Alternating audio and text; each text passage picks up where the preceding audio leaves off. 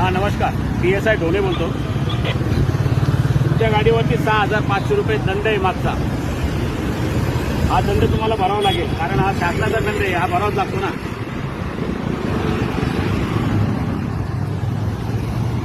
मग कोर्टातून समज आल्यानंतर सुद्धा तुम्ही भरत नाही. तुमची गाडी आम्ही हे करून घेतो, सीज करू शकतो आम्ही, माहिती आहे का. मग